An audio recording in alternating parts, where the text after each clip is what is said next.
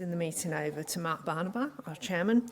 But before I do, I'd like to go through some important housekeeping and instructions for the meeting. Firstly, those attending in person, the bathrooms are located directly opposite the entrance to the meeting room. If we are required to evacuate in the event of an emergency, please follow the instructions of the convention staff and fire wardens who will direct you to the closest exit and evacuation point. I ask that all shareholders ensure that they have registered their attendance with Computershare at the entrance to the meeting. Further, I would ask that you turn your mobile phones to silent. This meeting is also being webcast. However, shareholders joining online will not be able to vote or ask questions via the webcast facility. All shareholders have had an opportunity to submit written questions prior to the meeting, and questions received will be addressed during our presentations today. For those shareholders in the room who wish to ask a question later, please raise your hand and wait for the roving microphone. For our records, please state your name and whether you are a shareholder or a proxy holder. All questions not related to a resolution within the formal business of the meeting will be addressed after the Managing Director's presentation. If your question is related to a resolution being put at today's meeting, please wait until that particular resolution is addressed. Voting today will be conducted by way of a poll on all items of business. Rod Soames from Computershare has agreed to be returning officer today, and following the confirmation by Computershare, the final results of the poll will be released to the ASX and AIM platforms. The results will also be available on Greatland's website. To enable enough time for voting, the chairman will shortly open voting on all resolutions. If you are eligible to vote at this meeting and are present in the room, please ensure that you've received your green attendance card, which is also your voting paper. Completed voting papers will be collected by Computershare at the conclusion of the voting process. Please note that if you have already submitted your vote by proxy in advance of the meeting, then your vote has already been recorded. I would now like to hand over to the Chairman of the Board, Mark Barnaby.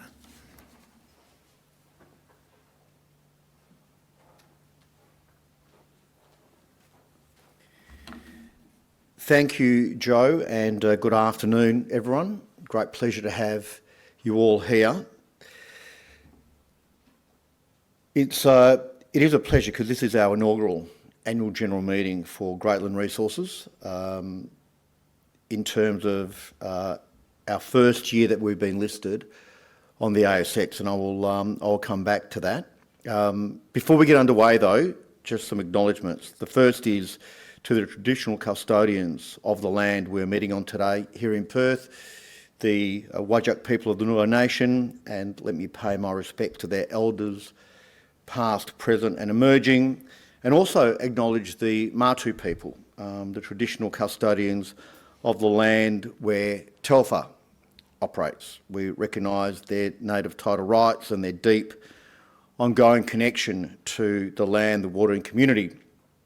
And Greatland pays its respects to elders past and present, and we thank the Matu people for their continued support. Let me just excuse myself that I don't have a jacket and tie like some of my colleagues, but it was quite an effort getting into a shirt, let alone a jacket and tie. So I'm sure you'll bear with me. Let me introduce your board of directors, please. So we have our Deputy Chairman, Elizabeth Gaines, if Elizabeth puts her hand up. Jimmy Wilson at the very end. Yasmin Broughton, Paul Hallam, and our Managing Director in Sean Day. And I'll introduce Sean in a moment when he comes up to speak. We have Alex Borelli on screen. Clive Lutcham is also joining us online from London. He's not on screen, but he is definitely joining us online. So just some telecommunications issues there.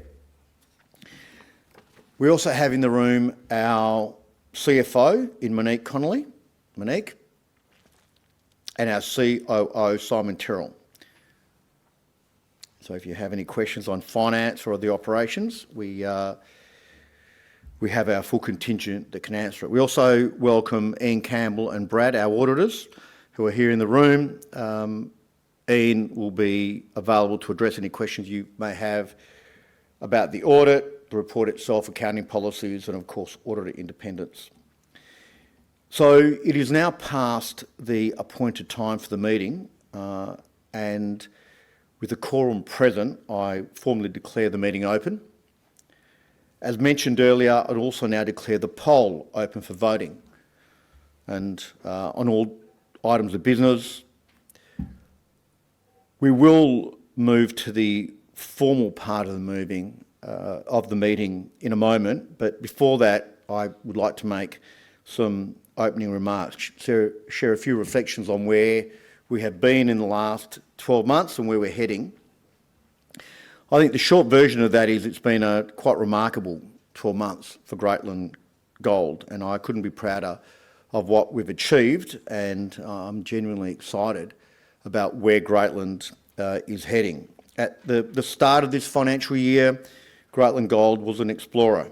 We had a 30% non-controlling interest in Havron. We were a company that hadn't yet generated earnings or cash flow. On the 4th of December 2024, we obviously took a very big step forward. We completed the acquisition that gave us 100% ownership of both the Telfer gold copper mine and the Havron project very close by, and that was transformational. To put in perspective, in the 7 months to 30 June 2025, we produced over 198,000 ounces of gold at an all-in sustaining cost of just under $1,850 per ounce, and we generated just over 600 million Australian in operating free cash flow. To put that in perspective, and quite remarkably, that operating cash flow actually exceeded the 540 million that we paid for our acquisition. So the payback on that has been quite remarkable. By year end, the year end being the financial year end, we were in an incredible, strong balance sheet position, $575 million in cash and no debt, and that figure, up till the end of September of this year, has now grown to $750 million in cash and no debt. So 100% ownership of Telfer, of Havron, no debt, $750 million in cash. Just a wonderful position to find ourselves in. Now, yes, there's no doubt that the strong gold price has helped, but in credit to the management team, that outcome also reflects very strong operational improvements that have been made. And to Sean and Simon and the team, having Telfer operate in the manner that it has, and Sean will step through some of those metrics, is a great reflection on a very good integration plan and a strong operational performance. As I mentioned, on the corporate front, we achieved an important milestone in listing on the ASX and making our evolution to be a joint listed company, jointly listed on AIM and the ASX. We will continue being listed on AIM. That's an important shareholder base for us. But we are a West Australian asset. We do have an Australian management team. We have two wonderful directors that are UK based, but the others are based here in Australia. So to be listed on the ASX, which is a very strong resources exchange, was a major objective right from when I was fortunate and privileged enough to take over as chair, which was back in 2022. That's the past. It's always good to reflect on the past when it's been kind to you, but what about the future? The future looks promising. We expect to release the Havron feasibility study shortly. Sean will speak to that timing, but we have publicly made it very clear that it's in this quarter. So this quarter obviously only has the rest of this month and next month. And, you know, that will outline the metrics and the feasibility study on what we believe is a world-class asset. So we're very excited about that. At Telfer, we're investing in the operation to extend Telfer's life even further. Having already shown that we can run Telfer efficiently and profitably, we are seeking to effectively extend life and deliver even greater value to shareholders. I do wish to take a moment just to thank all the shareholders in the room. Virtually, I would have thought everyone in this room is a shareholder, given I know where the board sits and the management team, but the transformation we've had would not have happened without our shareholders. You know, boards are there elected at the grace and the desire of our shareholders. And our role as a board is to be stewards and agents of our shareholders, something that we take very seriously and we regard as a privilege. We needed a lot of support to undertake the transaction with Newmont. We needed a lot of support to list on the ASX, and we have had that, and we are grateful for it. So I do want to say thank you. It's very easy to take it for granted, but it has led to a company that is very different to the company that existed 12 months ago. We're very focused. We are focused on further improvements at Telfer. We are focused on extending the life of Telfer, and we are obviously focused on developing Havron, but all around the desire for shareholder returns. Growth for the sake of growth means nothing. Growth has to be within the framework and the envelope of delivering returns to shareholders, and that's exactly what we intend on doing. Look, it has been a terrific year.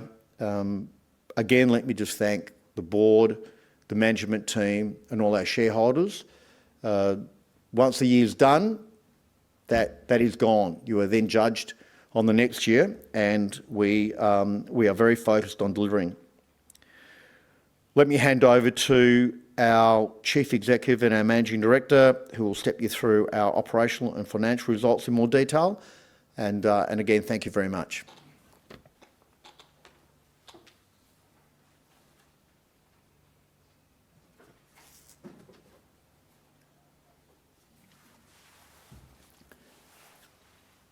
Thanks, Mark, and thank you very much to shareholders with us today, plus shareholders online, and just some of the ecosystem of advisors that have been kind of on the journey with us, particularly over the last 12 months, which has been a transformational period for Greatland, culminating in the Australian listing, the acquisition of the assets, and the AGM today. So with that, let me just go through briefly our corporate presentation, and just to provide an overview of Greatland and the year we've just passed. And really the key item of our year is that we are now 100% owner of the operating Telfer gold copper mine, plus we think the world-class deposit just 45 kilometres to the east with Havron. We, during the period, the September quarter, we just produced 81,000 ounces of gold, plus importantly 3.4 thousand tonnes of copper, and we did that at a price of 2,155 Australian per ounce. And that contrasts extraordinarily well with the current market gold price of in excess of 6,000. And we'll look at on a later slide how we've been able to walk down and improve that cost during the period of our ownership. And it's a big endowment. Telfer is an iconic Australian gold mine site. We presently have a resource exceeding 10 million ounces. We're doing substantial drilling to try to further grow that resource base. And in that same volume of material, some 387,000 tonnes of copper. And of course, what we've been able to do this year is achieve a bank account from virtually a standing start when we acquired the asset in December to now emerging with $750 million in the bank as at 30 September, zero debt, which is an extraordinary achievement. Just Telfer, in terms of at a glance, it's an iconic, but it is an extraordinarily large gold mine.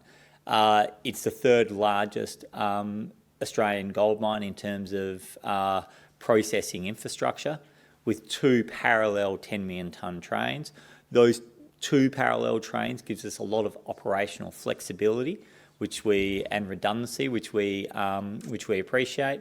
Although overall we are presently actually mill constrained because of the success we're having both in the underground, the open pit mine, and the access to stockpiles we have.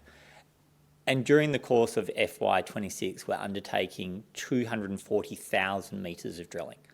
That is an extraordinary amount, and it shows the level of conviction we have in the opportunity to extend the life of Telfer. And we already have a 3 million ounce endowment there, and again, a complementary over 100,000 tonnes of copper as part of that ore body. And now turning to Havron, our new development. And we'll, as Mark described, during this December quarter, we expect to release our feasibility study on Havron. But it's a world-class asset. It's a really high-grade deposit, and it's in the shadow of the head frame of Telfer, which allows us to leverage that existing infrastructure into a really efficient Havron development.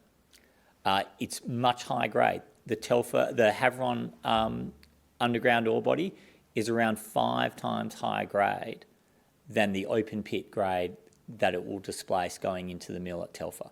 So it's a great opportunity for us. And although we inherited a project study at around 2.8 million tonnes on a single decline, we intend to release a twin decline study where we think there's an opportunity to kind of install infrastructure of around 4.5 million tonnes and achieve a circa 4 million tonne production throughput. And again, this is already a 7 million ounce deposit, plus significant copper, over 275,000 tonnes of copper.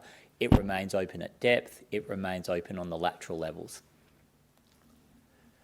Just in terms of the overall corporate enterprise, as Mark described, we really appreciate the support we've had from shareholders.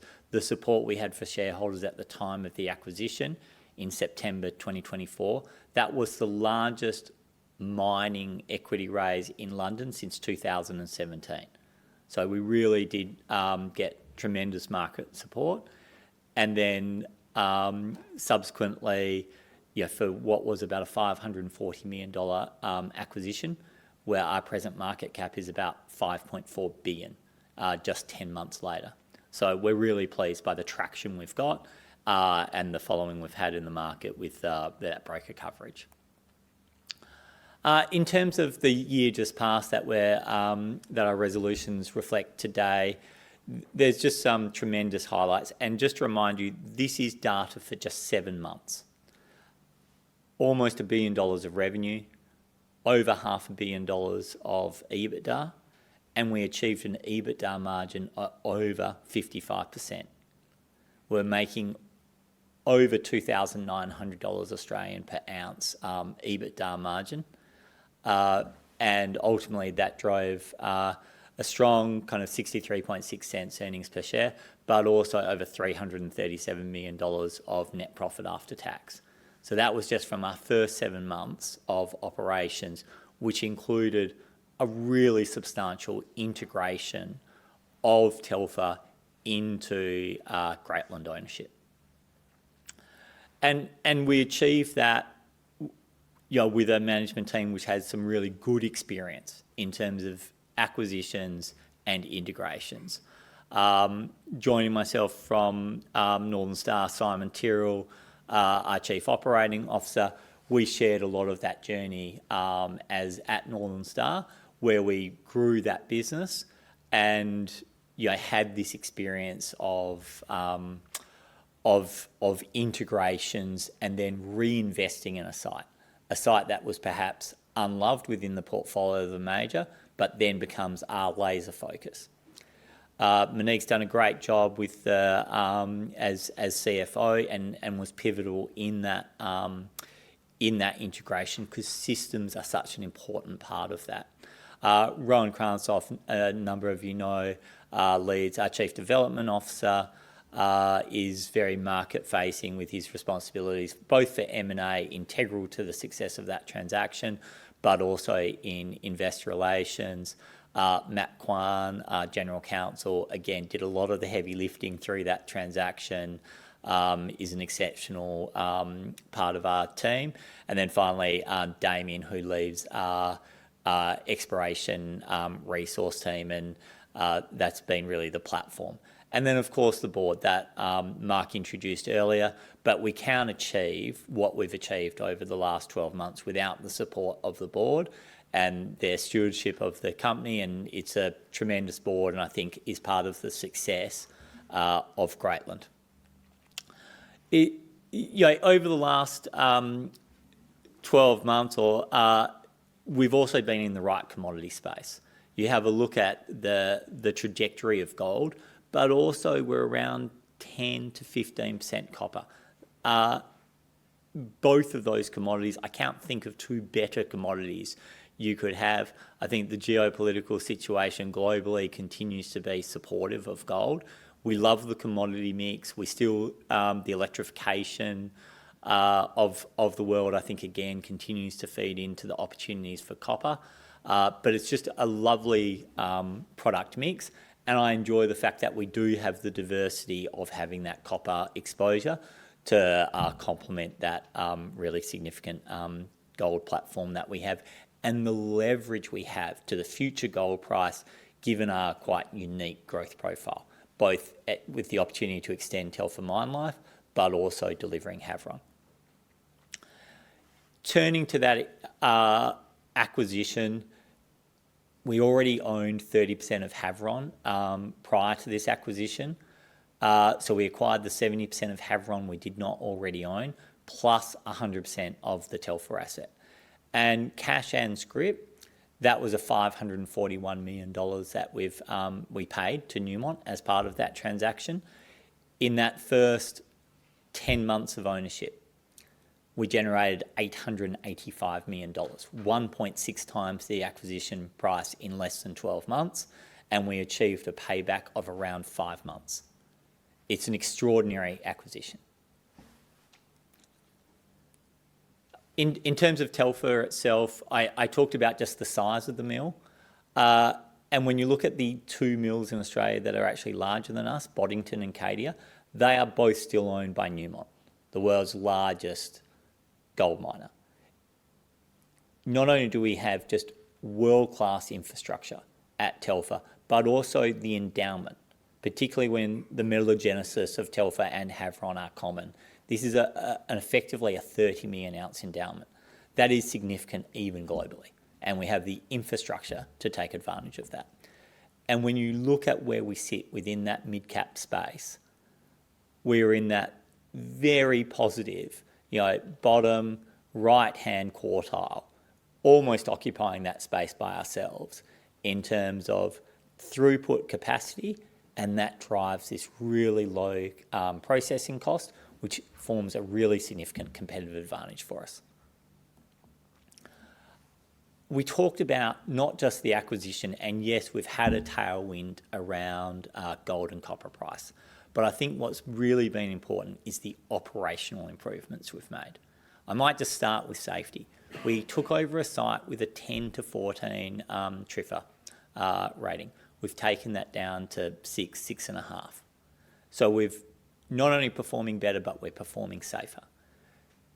I think what we've achieved around processing and gold recoveries is nothing less than remarkable. You look at the 3 years, FY21 to 23, that we have there historically, around 81%. Last year it was 84% that we achieved, 88.6% in the last quarter.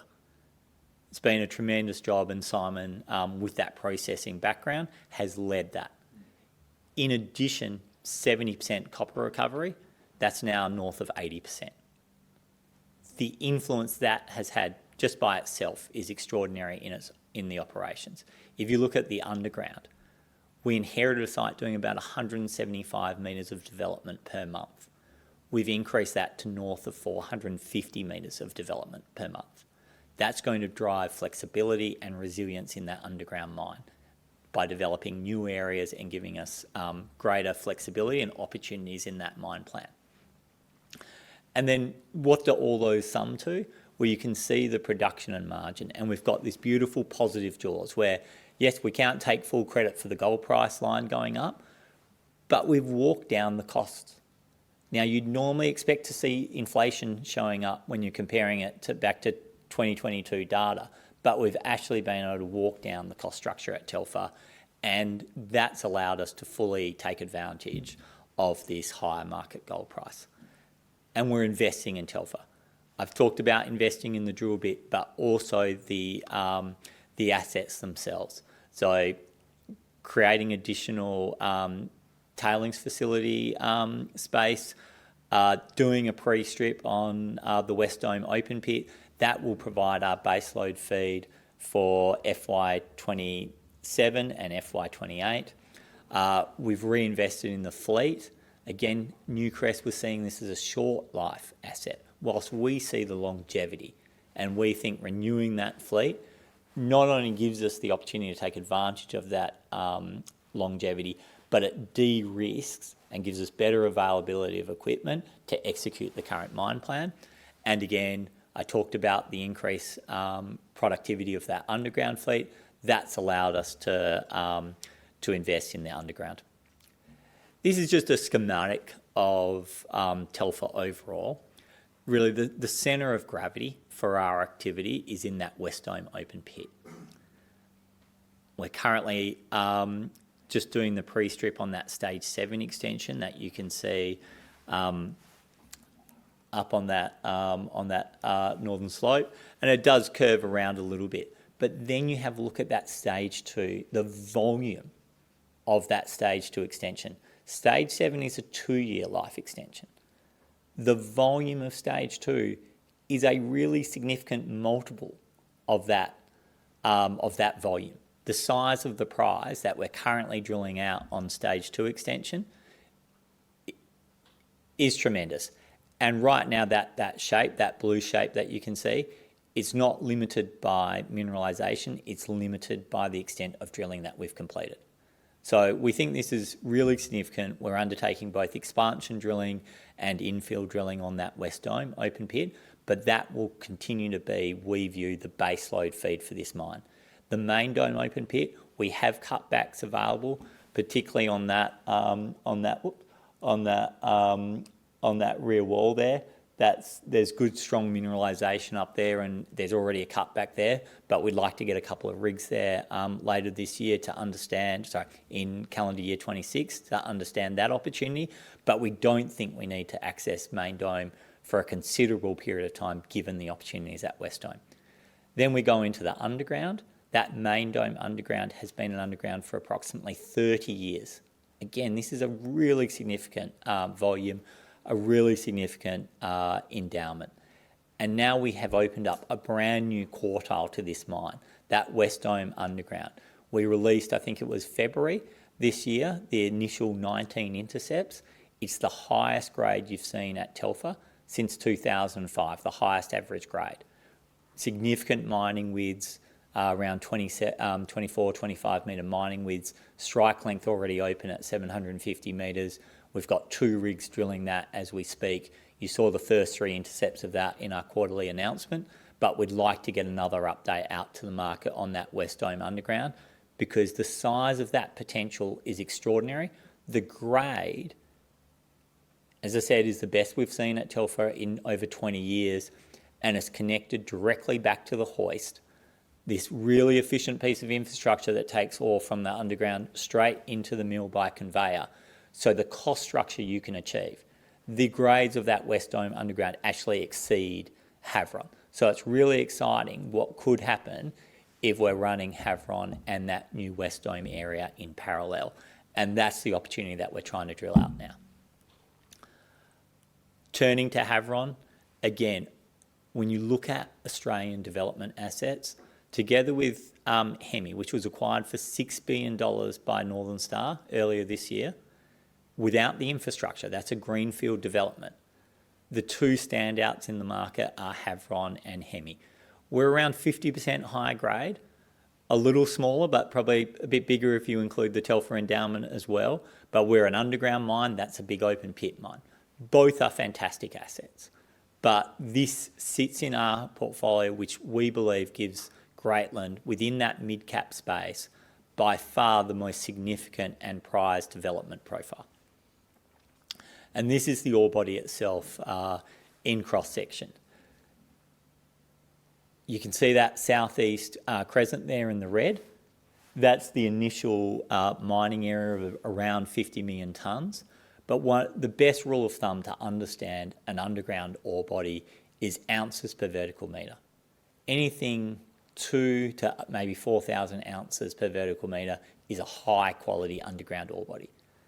This is running almost 8,000, 7,900 ounces per vertical metre for a full vertical 1,000 metres, almost a kilometre at around 8,000 ounces per vertical metre. It remains open at depth. We still have the opportunity to add ounces across those lateral sections. So this is a plus 8,000 ounces per vertical metre. You have beautiful continuity here in your block model, which means the stope size here will be in excess of 100,000 tonnes. To put that in context, the average stope size in Australian underground gold mining is around 10,000 tonnes. So it's an order of magnitude larger volumes, which have high grade, which deliver good ounces. And that means you can deliver a lowest quartile all-in sustaining cost at Havron, which you then link into the existing infrastructure at Telfer. And again, as I mentioned at the start, we inherited a vision for this of a single decline, 2.8 million tonne ore body. We see this as twin decline, likely put in a conveyor, good ESG, better economics to deliver around that 4 million tonne run rate. And then just to close in terms of looking at our financial position, we have $750 million in the bank, zero debt. We have a debt facility. We really appreciate the support of ANZ, ING and HSBC that have been with us on this journey and have been hugely important to us. And we see them as the backbone to the final Havron debt financing. Currently, we have a $750 million letter of support with those three banks. Potentially we'll evolve that. I think the $750 million we have at the bank exceeds the expectation we had at the start of the year. So we might not even need all that money, but we're super pleased to have tier one banks supporting us. And that's a credit to the team at Greatland, but also a reflection of the quality of the ore bodies. And in terms of exposure to gold price, we're unhedged. We have full exposure to the gold price. What we do have in place, and we did this innovatively and again with the support of the board, but we put in put options. They're the path of least regret.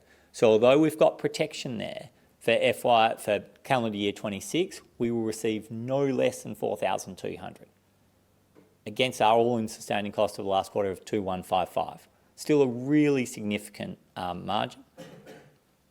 But we currently get to participate at $6,000 spot. We get no less than 4,200, but we retain all the upside.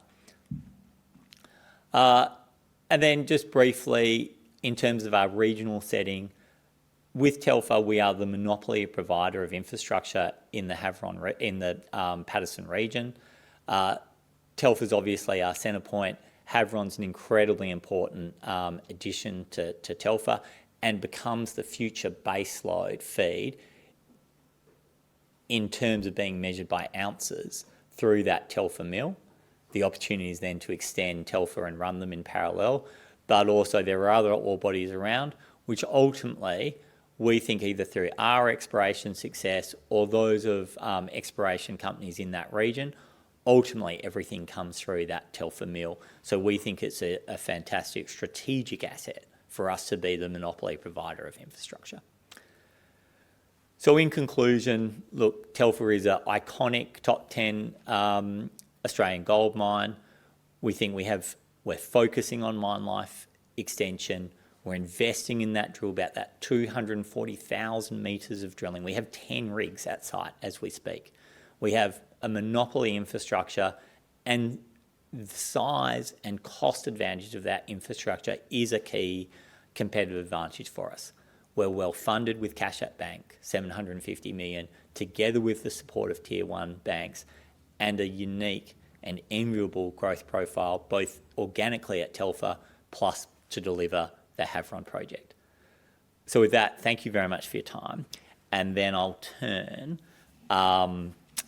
to questions. But before I take questions from the floor, and as Joe, our company secretary, mentioned earlier, we did give the shareholders the opportunity to lodge written questions ahead of time.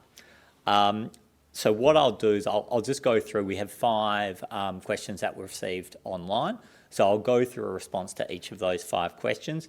Then I'll invite questions from the floor.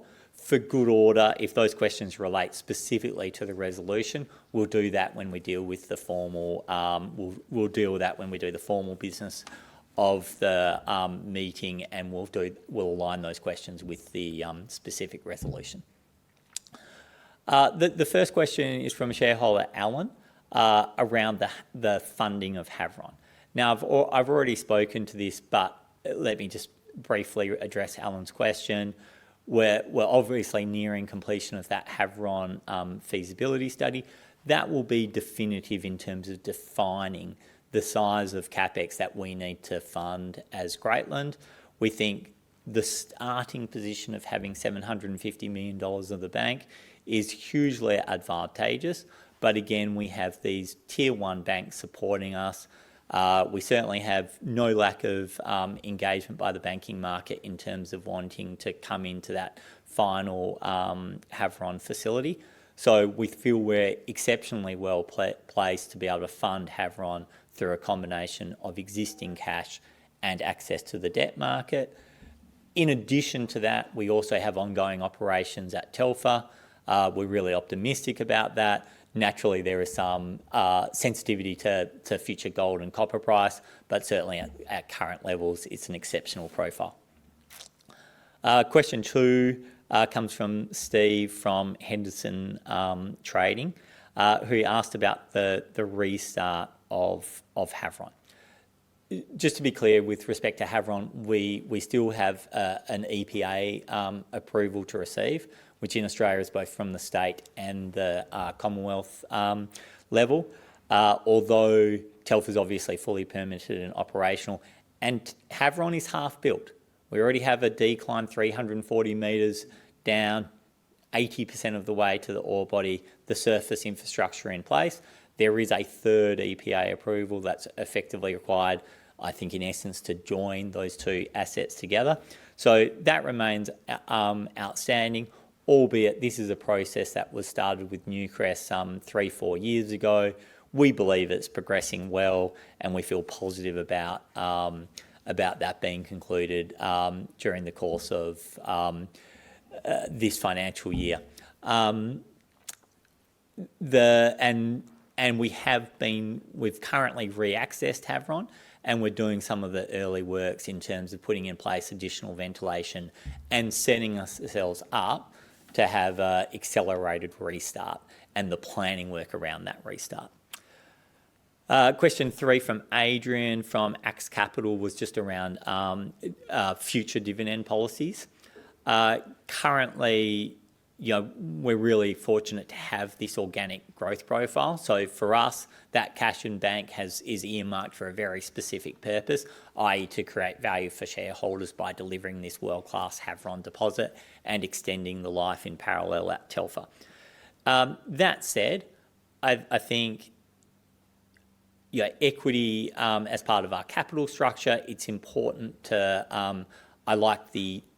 understand that equity doesn't come for free. Just like with debt where you pay interest on it, I think it's good to have the discipline of a dividend. So you pay in respect of accessing equity capital. So although I think in time that will evolve, whether we recognise equity holders through a dividend or share buyback or combination of the two, we're certainly, I think, as a board, but also as a management team, are really committed to moving to some kind of equity return. But the first cab off the rank is to deliver that organic growth profile. We also have a question from Kieran around the AIM exchange and a potential movement to the full board LSE. Look, there is no current intention to move. We obviously just did the Australian listing earlier this year, and we've retained, we think importantly, that AIM listing. We're grateful and appreciative for the support that we've had from the London market. I think at the end of this FY26 financial year, we'll have had a full year of results, annual report. I think that's a time when we can revisit what the best structure is up in London. But for now, I think that's the AIM listing has been very hugely complementary to what we have here on the ASX. And a final question from Michael in terms of the timing of our exploration and drilling updates. Well, Michael would have observed with other shareholders with the September quarterly, we moved to separating out our exploration update as a separate release. We think that works better in terms of there's a lot of drilling going on right now, and it affords a little bit of a spotlight on that success. Also, it just makes the quarterly report, the operational report, a shorter and crisper read. But I think we're going to continue that approach of quarterly exploration updates and that cadence into FY26 and beyond. So having answered those questions from that were pre-lodged with us, I'll just invite any questions from the floor. So please raise your hand or get my attention if there's a question you'd like to ask. For good order, the board and myself will also be available kind of after, outside, if anyone wants to have a chat during that time. Well, if I can't coax any questions out, with that, I'll conclude. And if there's no questions here, and I'll pass across to Jo, our company secretary, to move into the formal proceedings of the meeting. Thank you very much.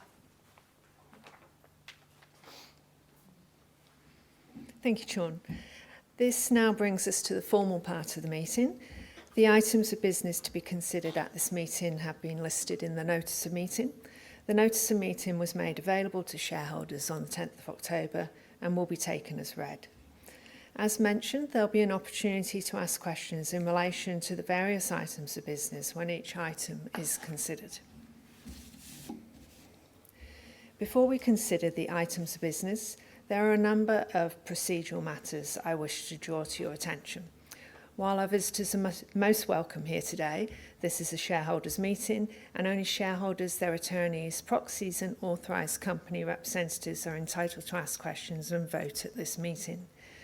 Mark is holding undirected proxies in his capacity as chairman, and it is his intention to vote all such proxies in favour of all resolutions. To streamline this meeting, details of the resolutions and the proxy votes will be displayed on the screen, and I don't intend to read each of them out. I can confirm that we have received valid proxies holding 355,438,521 ordinary shares, or 53% of the current shares on issue, for the resolutions to be considered today. Details of the proxy numbers received prior to the meeting will be displayed on the screen as the resolutions are put to the meeting. The first item of business deals with the financial reports. Details are now provided on the screen. Are there any questions on the financial reports, including questions of the company's auditor, PwC, represented here today by Mr. Ian Campbell?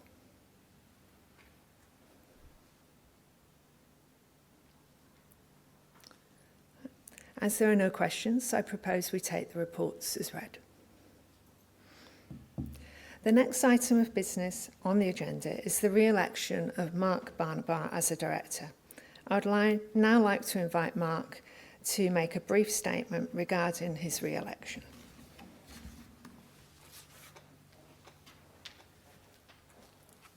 Thank you, Joe, and again, ladies and gentlemen, shareholders.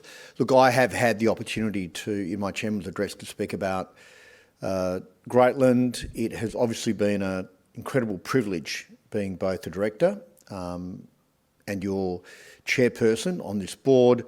I'm extraordinarily optimistic about the future of Greatland. I'm very grateful, having been on the board, as I mentioned earlier, as a director. I view my primary responsibility and duty is to act on behalf of all shareholders. And let me assure you that I am, and we are, very, very focused on shareholder returns. And that certainly has been our focus and will continue to be so. If I am fortunate enough to be re-elected, let me just say at the outset, thank you. It is a privilege. I take it as such, and I will certainly look forward, if that's the case, to continue serving you all as shareholders. Thank you. Thank you, Mark. I now propose the resolution to re-elect Mark Barnabout as a director. Details of this resolution are on the screen. Are there any questions regarding this resolution?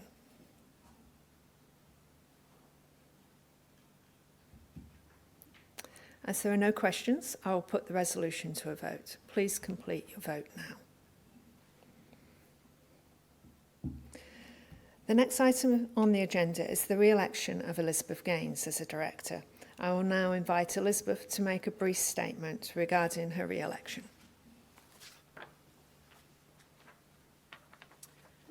Thank you, Joe, and good afternoon, everyone. It's a great privilege to stand before you today as I seek re-election to the board of Greatland Resources.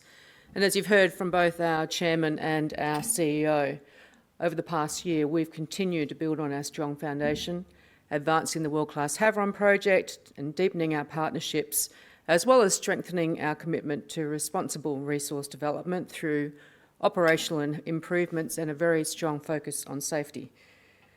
And there is no doubt that our industry is evolving rapidly, and Greatland is positioning itself for long-term success through disciplined growth, innovation and sustainability.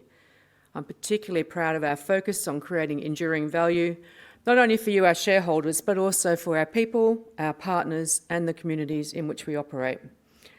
In terms of what I bring to the board, I have a global perspective from my experience in mining, infrastructure and capital markets.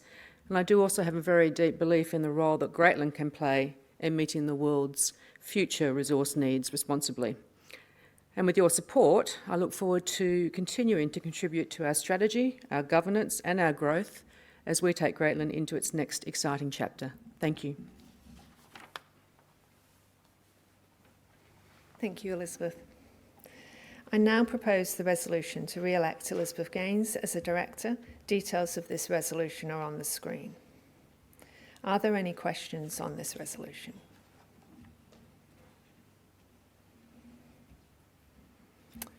As there are no questions, I'll put this resolution to a vote. Please complete your vote now. The next item of business is for the adoption of the remuneration report. Details of this resolution are now on the screen. Are there any questions on this resolution?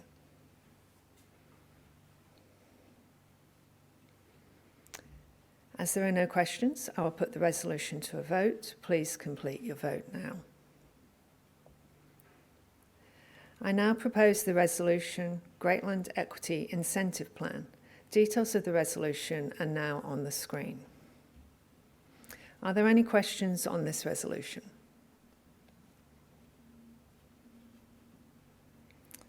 As there are no questions, I'll put the resolution to a vote. Please complete your vote now.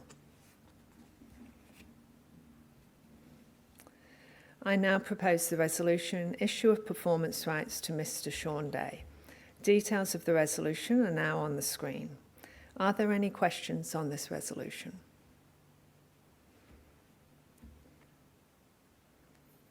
As there are no questions, I'll put the resolution to a vote. Please complete your vote now.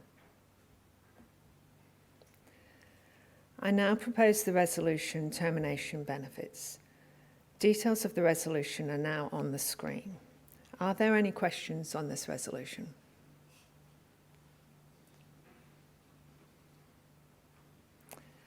As there are no questions, I will put the resolution to a vote. Please complete your vote now. I now propose the resolution change of auditor. Details of the resolution are now on the screen. Are there any questions on this resolution?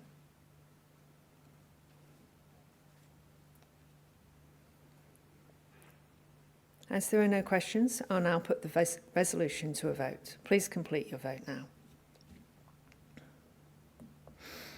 I will now proceed to closing the poll.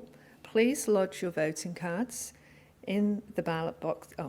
In the ballot boxes that are now circulating the room.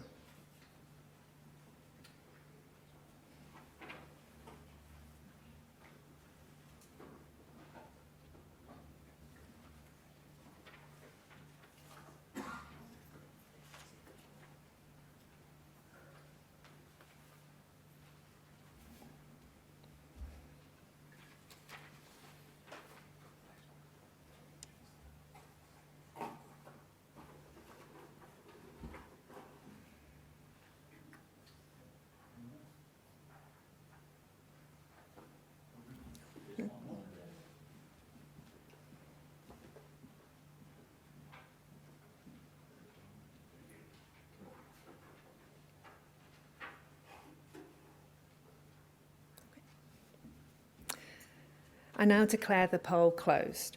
Final results of all resolutions will be announced to the ASX and AIM platforms once received from Computershare. Ladies and gentlemen, on behalf of the board and executive leadership team, I thank you for joining us today. That now concludes the formal business of the meeting. I now invite you to join us for some light refreshments. Thank you.